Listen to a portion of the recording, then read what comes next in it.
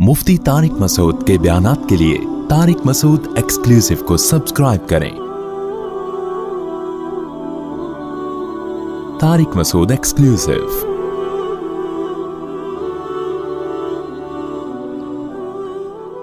हमारे एक जानने वाले डॉक्टर हैं, वो कहते हैं मैंने सुना था कि नाफरमान की रूह बहुत मुश्किल से निकलती है और जो नेक लोग होते हैं उनकी रूह आसानी से निकलती है। तो मैं तो जब गया यूरोप में तो मैंने बहुत से गोरों को बड़े आराम से मरते हुए देखा और बहुत से नेक लोगों को बड़ी मुश्किल से मरते हुए देखा। तो ये क्या है? तो कह रहे मुझे तो इस्लाम के बारे में इश्कालात शुरू हो गए। मैंने कहा आपने जिनसे ये तकरीर सुनी है ना कि नेक लोग की रूह आराम से निकलती है, बुरों की मुश्किल से निकलती है, उन्होंने आधी बात बताई है, पूरी नहीं बताई। मैंने कहा ये तो सहाबा के दौर में, मैंने कहा अगर आप हदीसें पढ़ लेते, एक आयत से कभी थोड़ी मसला हल होता है। आप किसी की एक बात ले रहे हैं, दूसरे मौके पे जो उसने तशरीह की है वो आप नहीं ले रहे। मैंने कहा माज़ अल्लाह, अगर किसी की कोई मौत की किसी को बहुत तकलीफ़ हो रही है, ये उस माज़ अल्लाह उसके बुरे होने की अलामत है, तो ये तो फिर कुफ्र है। अहादीस में आता है कि आप सल्लल्लाहु अलैहि वसल्लम को मौत की तकलीफ़ दूसरों से ज़्यादा हुई है। आप सल्लल्लाहु अलैहि वसल्लम फरमाया ऊअकू कमा यूअकू रजुलानी मिनकुम, मुझे बुखार में इतनी तकलीफ होती है जितनी तुम में से दो आदमियों को होती है। आप पर जब बीमारी आती थी ना, आपको तकलीफ दूसरों से ज्यादा होती थी। और अम्मी आयशा रजी अल्लाह ताला अन्हा फरमाती हैं कि नबी सल्लल्लाहु अलैहि वसल्लम का सर मुबारक मेरी गोद में था जब आपकी रूह निकली है।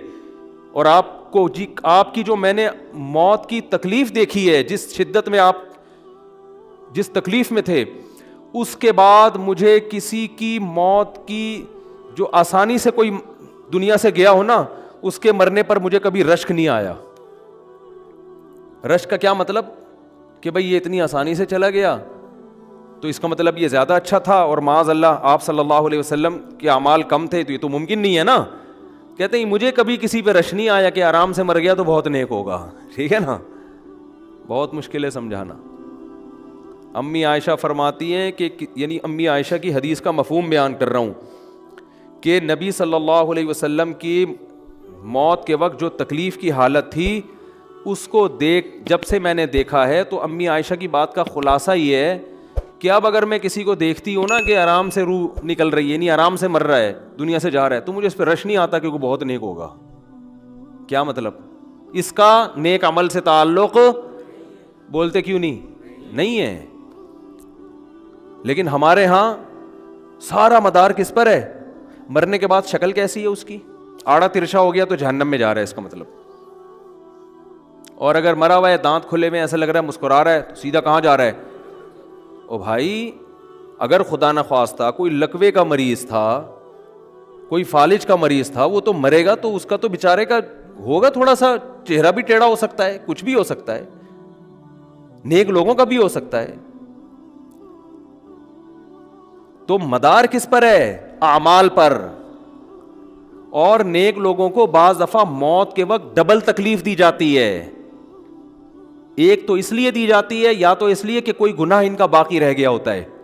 अल्लाह क्या कहते हैं, भाई कब्र में जाने से पहले इसको हमारे पास धुला के लेके आओ, साफ सुथरा हो के। अब हमारे पास आ रहा है तो अब हम नहीं चाहते कि इसके गुनाहों की गठरी हो, इसको पाक साफ करके ले। मैंने बड़े बड़े बुजुर्ग देखे जिनको आखिरी वक्त में बहुत मुसीबत में गुजरी उनकी, यानी जिंदगी के आखिरी अय्याम, बेटियों की टेंशन, किसी बेटी को तलाक हो गई, वो घर आ गई, कोई और मसला हो गया, तो बड़ी टेंशन में आखिरी वक्त।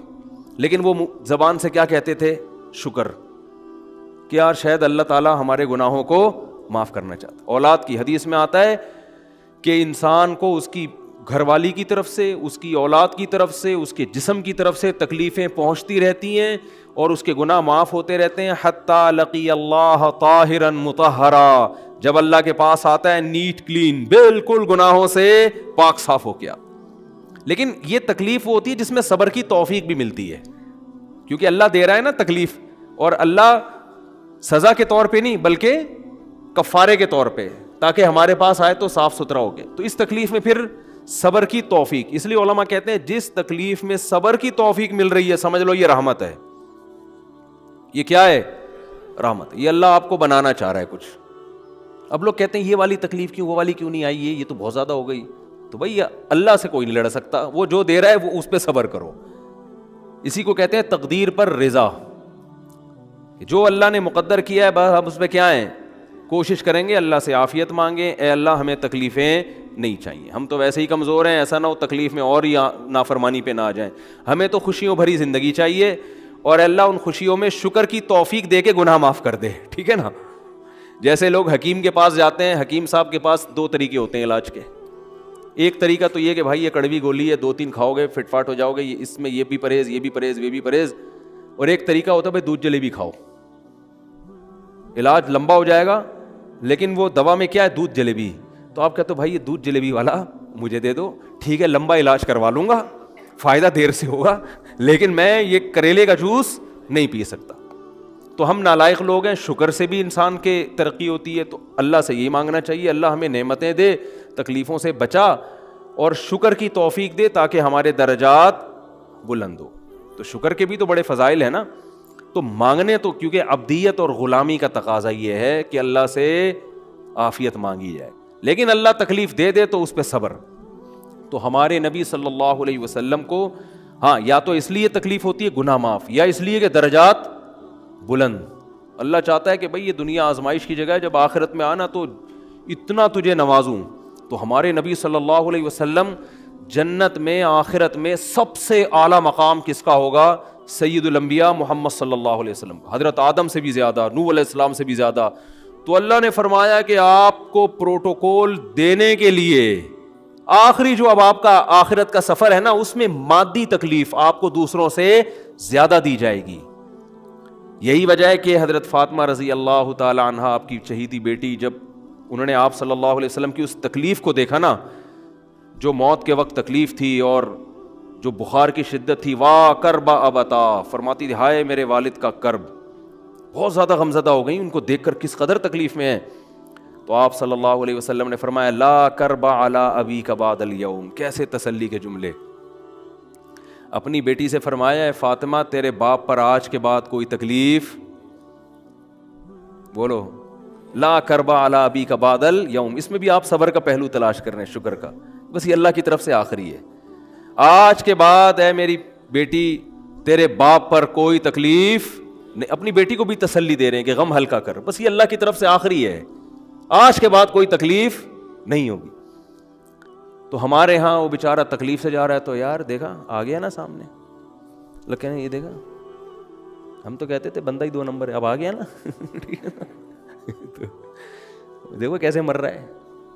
اور پیغمبروں کو تکلیف تو دی جاتی ہے, لیکن کوئی ایسا عیب نہیں ہوتا, ایسی بیماری نہیں ہوتی جو لوگوں میں معیوب سمجھی جاتی ہو, یہ نہیں ہوتا.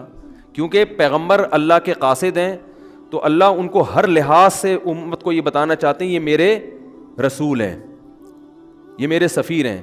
تو کوئی بھی ایسی چیز جس کی وجہ سے لوگوں کو ان سے نفرت ہو, یا طبعی نفرت جو انسان کے اختیار میں نہیں ہوتی, تو اللہ ایسی بیماری اور ایسی تکلیف سے بچاتے ہیں ان کو. سمجھ میں آ رہی ہے بات. لیکن امتی کو ایسی تکلیف ہو سکتی ہے. یہ جو ختم نبوت کے علماء کہتے ہیں نا مرزا غلام احمد بیت الخلاء میں گر کے مر گیا, تو بعض لوگ کہتے ہیں وہ تو بیت الخلاء میں تو فلاں بزرگ کا بھی انتقال ہوا تھا, فلاں کا بھی. بزرگ کا ہو سکتا ہے, پیغمبر کا بیت الخلاء میں انتقال بولو نہیں ہو سکتا, کیونکہ پیغمبر کو اللہ ایسے عیب سے بچاتے ہیں جو انسانوں میں عیب سمجھے جاتے ہیں.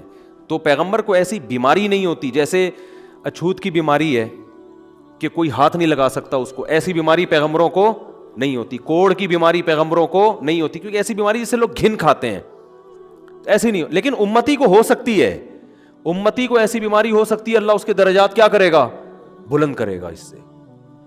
مجھے ایک واقعہ کسی نے سنایا کہ ایک ہندو تھا, اس کو کوڑ کی بیماری تھی. کوڑ نہیں ہوتا, گوشت گلنا شروع ہو جاتا ہے, تو یہ بیماری پھیلتی ہے.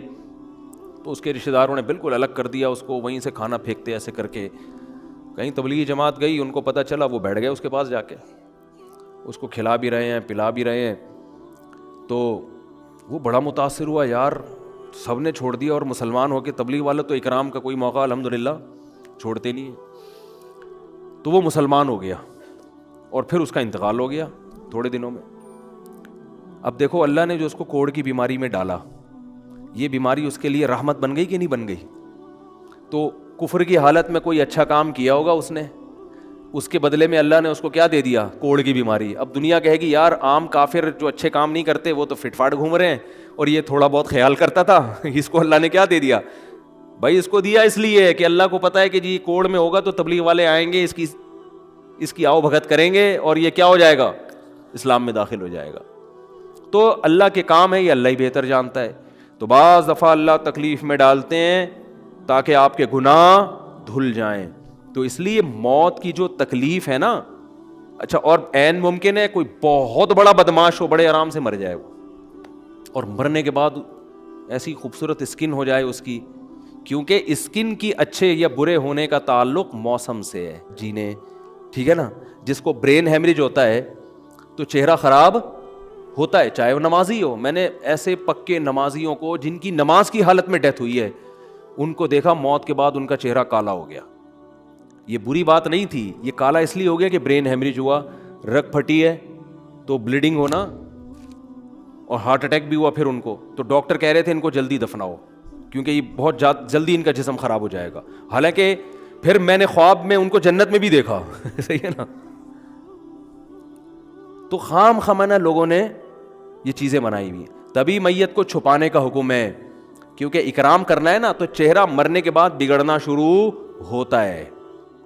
یہ ہر ایک کا ہوگا, چاہے نیک ہو چاہے برا. تبھی تو حکم ہے کہ اس کو جلدی دفن کرو, کیونکہ اس کی توہین ہے اب لوگوں کے سامنے رکھنا. اور ہمارے یہاں کیا ہو رہا ہے, باقاعدہ مردوں کے ساتھ سیلفیاں چل رہی ہیں, ناک میں روئیاں ٹھوسی ہوئی ہیں اور ویڈیو بن رہی ہے اور زیارت ہو رہی ہے, لائن لگ لگ کے پبلک دیکھ کے جا رہی ہے. کیا جاہلانہ رسم ہے یار, کیا جاہلانہ. میت میں اور دلہن میں فرق ہونا چاہیے. دلہن کی منہ دکھائی ہوتی ہے, وہ محلے پڑوس کی عورتیں آتی ہیں, بھائی دلہن آئی ہے بیوٹی پارلر سر کے دیکھ رہی ہیں, تو مردے اور دلہن میں اتنا تو فرق کرو, مردے کی بھی رونمائی ہو رہی ہے. تو یہ غلط رسم ہے. انتقال ہو گیا فوراً چہرے پہ کپڑا. ہاں جو اس کے بہت قریبی لوگ ہیں, قریبی لوگ ایسا ہوتے ہیں کہ اگر وہ بدبو آ بھی رہی ہو, چہرہ بگڑ بھی جائے, ان کو نفرت نہیں ہوتی. بیٹے کو اپنے باپ سے نفرت نہیں ہوگی, چاہے جیسا بھی ہو, چہرہ جیسا بھی بگڑ جائے. وہ کہے گا یار میرا اس کا رشتہ خوبصورتی کی بیس پہ تھوڑی ہے. لیکن اجنبی لوگ جب اس کو دیکھیں گے تو چہرے کے بارے میں تبصرے بھی کریں گے. اور ایک صاحب کا انتقال ہوا, میں نے کہا جلدی دفناؤ, چہرہ نہ دکھاؤ. تو انہوں نے کہا لوگ کہیں گے یار لگتا ہے کوئی چہرہ بگڑ گیا اس لیے چھپا رہے ہیں. میں نے کہا اب تو اور چھپانا چاہیے, اس لیے کہ جس کا بگڑ جائے اس کو تو چھپائیں گے تو پھر لوگ یقیناً کہیں گے بگڑا ہوا چہرہ ہے. تو اس رسم ہی کو ختم کر دینا چاہیے. انتقال ہوا فوراً چہرے پہ کپڑا. ہاں بیوی دیکھ سکتی ہے اپنے شوہر کو, یا بیٹے ہیں, یا اس طرح جو بھائی بہن ہیں قریبی, وہ دیکھ لیں. باقی پبلک سے چھپا کے اس کو فوراً کیا کرو, دفن. اب تو قبر میں جا کے بھی دکھا رہے ہوتے ہیں. یہ اجمیوں کی گندی رسم ہے, بری رسم ہے. گندی کا لفظ میں نے تھوڑا سا زیادہ سخت استعمال کیا, لیکن مجھے اس سے زیادہ ہلکا لگ نہیں رہا کوئی لفظ. عرب میں ایسا نہیں ہوتا. سعودی عرب میں جو ہے نا, عرب لوگ بہت سی چیزوں میں ابھی بھی اسلام کے بہت قریب ہیں, بڑے خاندان. ہم لوگ چونکہ ہندوؤں کے ساتھ زیادہ رہے ہیں نا انڈیا میں, تو بہت سی چیزیں ہم نے وہاں سے کیا لی ہیں جو مذہبی لوگوں میں بھی آئی ہیں. عرب میں یہ سسٹم نہیں ملے گا آپ کو. عرب میں جب تک زندہ ہے احترام, ادب, تمیز. انتقال ہو گیا فوراً سے پہلے دفنایا. قبر پہ تختی بھی نہیں لگاتے, وہ جائز ہے تختی لگانا لیکن وہ بھی نہیں لگاتے. کہہ رہے ہیں اب اس کو تختیوں کی ضرورت نہیں ہے, اب دعاؤں کی ضرورت ہے. دعائیں ہوتی رہتی ہیں ابا کے لیے, صدقات و خیرات کرتے ہیں, ایسا صدقے کرتے ہیں عرب کہ آپ کی سوچ ہوگی. ایسی سخاوت ہے عربوں میں, اپنے ابا کے لیے اپنی اماں کے لیے دعائیں کرتے ہیں. وہ میں نے بتایا نا ایک واقعہ میں نے بہت پہلے سنایا تھا, جدہ میں کسی کے یہاں ٹھہرا ہوا تھا سعودی عرب میں, پاکستانی تھے وہ کسی عرب کے ساتھ 30 سال سے ملازمت کر رہے تھے. عربوں کا نا آپ کو ایک پہلو دکھایا جاتا ہے میڈیا پہ, جو اچھا پہلو ہے وہ نہیں دکھایا جاتا, جو اسلام کی وجہ سے ان میں خوبیاں ہیں وہ نہیں دکھایا جاتا. تو ایک عرب شیخ تھا جس کی, ہاں یہ ملازم. دوسرا عرب کا جو اصل کلچر آپ کو ملے گا گاؤں دیہاتوں میں, شہروں میں تو پتہ نہیں کون کون آگے آباد ہوا ہے, اس میں اچھے بھی ہیں برے بھی ہیں. کہہ رہے ہیں میں نے دیکھا کہ وہ ایک عرب شیخ اپنی فیکٹری سے نکلا, میں تو ایک بھکاری آیا, اس نے اللہ کے نام پہ کچھ مانگا. اس کے پاس پتہ نہیں تنخواہ بانٹنے نکل رہا تھا کیا نکل رہا تھا, اس کے پاس بہت سارے پیسے تھے ریال. تو اس نے اس کو بھکاری کو دے دیے. بھکاری کو جیسے دیے بھکاری نے, اچھا یہ عرب بھی 80 سال کا بڈھا, تو اس بھکاری نے اس کے عربی کے ماں باپ کو دعائیں دینا شروع کر دی دل سے نا. وہ پاکستانی تھا, ہوا بڑا ڈیڑھ ہوشیار. دعائیں دی, اللہ کرے تمہارے ابا کی مغفرت ہو جائے, اللہ کرے. تو وہ عرب کو اتنا اچھا لگا, اس نے اور دے دی. پھر وہ شروع ہو گیا, تو اللہ کرے تمہارے ابا وہ پھر اور دیتی. کہہ رہے ہیں اتنے پیسے اس بھکاری کو دے دیے. میں نے کہا یار یہ تو لاکھوں پتی بن گیا ہے, سارے پیسے ختم ہو گئے اس کے پاس, اور وہ گھنا دعائیں دیتا جا رہا ہے. وہ جو گھنا تھا نا وہ کیا کر رہا ہے, وہ بھی گھنا بن کے طبیعت سے دعائیں دے رہا ہے. وہ رونا بھی آ جاتا ہے پاکستانیوں کو, آپ کو پتہ ہے. تو کہہ رہے وہ چلا گیا, پیسے ختم ہو گئے. اس عربی نے کہا اگر یہ میرے پاس اور بھی پیسے ہوتے نا, یہ دعائیں دیتا رہتا میں پیسے. بعض ایسے جذبات ہو جاتے ہیں نا انسان کے کہ اس کو لگتا ہے کہ شاید یہ دعا قبول ہو رہی ہے. بعض دفعہ ایسی کیفیات آ جاتی ہیں انسان کے اوپر. تو وہ پاکستانی تھے جنہوں نے مجھے واقعہ سنا. کہہ رہے ہیں یار ان کے اندر کوئی ان کے قریب رہے نا تو بعض چیزیں ان میں بڑی خاندانی. عربوں میں ماں باپ کا بہت احترام ہے, بہت. جتنے کسٹمر کے ساتھ بدتمیز ہوتے ہیں نا, باپ اور ماں کے ساتھ اتنے ہی اچھا سلوک کرتے ہیں. ایسا نہیں ہے جیسے زبان چلا دی اور یہ کر دیا. باپ بیٹھا ہوگا سب چپ کر کے آرام سے بیٹھے ہوں گے کہ باپ یہ بول بیٹا رہا ہے. ہمارے یہاں بیٹا باپ میں تو لوگوں سے پوچھتا ہوں یہ پہلے کیوں, کہ مجھے ایسا لگ رہا ہے آپ کا بچہ آپ سے پہلے پیدا ہو گیا, یعنی وہ باپ بنا ہوا ہوتا ہے. ٹھیک ہے نا, باتیں ایسے کر رہا ہوتا ہے کہ جو بیٹا ہے وہ باپ لگ رہا ہے, جو باپ ہے وہ بیٹا لگ رہا ہے. تو خیر کہاں سے کہاں بات چلی گئی, کیا بات کر رہا تھا. ارے یار یہ تو موضوع کو کوئی پکڑ کے رکھے, یہ بہت بڑی جاہل پیر کی بات تو میں نے شروع کی تھی. شیطان ہوا وغیرہ سب ہو گیا. ہاں یہ بات چل رہی تھی کہ موت کی تکلیف اگر کسی کو ہوتی ہے, میں یہ بتا رہا تھا کہ اسلام کی باتیں اللاجیکل بات اسلام نہیں کرتا. ہاں مذہبی لوگ بعض دفعہ ایسی باتیں کر کے لوگوں کو بیوقوف بنا دیتے ہیں, قرآن کی آیتوں کی غلط تفسیر کر لیتے ہیں کہ بھئی وہ اتنی تکلیف سے مرا اس کا مطلب وہ جہنم میں جائے گا, وہ نیک آرام سے مر گیا. تو یہ قرآن و سنت سے ملتا ہے کہ نیک لوگوں کو موت کی تکلیف بہت دفعہ ہوتی ہے, زیادہ بہت دفعہ نہیں بھی ہوتی. اب یہ نہیں کہ کوئی آرام سے مر گیا تو آپ کہیں سیدھا جہنم میں گیا, اس کو تو تکلیف ہی نہیں ہوئی, یہ بھی ضروری نہیں ہے. ٹھیک ہے, اس کو بولیں یہ اللہ کی رحمت ہے, اچھا گمان رکھنا چاہیے نا کہ بھئی یہ اللہ نے پہلے ہی دھلا دیا اس کو. تو یہ جو موت کی تکلیف جس کو قرآن میں آتا ہے نا کہ برے لوگوں کو موت کی تکلیف ہوتی ہے, وہ روح نکلنے کی ہے. کہ جب عالم برزخ کی طرف روح جاتی ہے اور اس کو برزخ کی چیزیں نظر آنا شروع ہوتی ہیں تو پھر روح چاہتی نہیں ہے کہ میں جسم سے جدا ہوں, لیکن فرشتے اس کو کھینچ کے نکالتے ہیں. تو یہ عالم برزخ کی چیز ہے, اس کا اس مادی زندگی سے تعلق نہیں ہے. مادی زندگی میں تو کسی کے یہاں گولی مارو گے نا, ٹھا کر کے گئی نکل گئی مر گیا, اور کسی کو قیمہ بنا کے مارو گے تڑپا تڑپا کے تو تڑپ تڑپ کے مرے گا وہ. مادی زندگی میں کسی کو آگ میں پھینکو گے تو جل کے مرے گا, چاہے نیک آدمی ہو. اور کسی کی گردن اڑاؤ گے تلوار سے تو 1 منٹ میں کیا ہو گیا, ختم. لیکن جو اس کی روح نکل رہی ہے, خدا کے پاس جا رہی ہے, وہ منظر نافرمان کا بہت ہی بھیانک ہوتا ہے, اور نیک آدمی کی روح ایسے پرواز کرتی ہے. وہ اس کی تکلیف ہے. اور اس پہ میں ایک واقعہ بھی سنا چکا ہوں, دوبارہ نہیں سناؤں گا, کہ کیسے دنیا میں بھی اس کے مشاہدات ہوئے ہیں لوگوں کو, کہ کیسے ان کو آخرت کی چیزیں نظر آنا شروع ہو گئی ہیں اور وہ باتیں کر رہے ہیں, باقاعدہ بتا رہے ہیں فروح و ریحان و جنت نعیم. یہ جو قرآن میں آتا ہے نا, فرشتے آتے ہیں اور اس کی روح قبض کرتے ہیں, تو وہ بعض دفعہ اللہ دنیا میں بھی دکھا دیتے ہیں.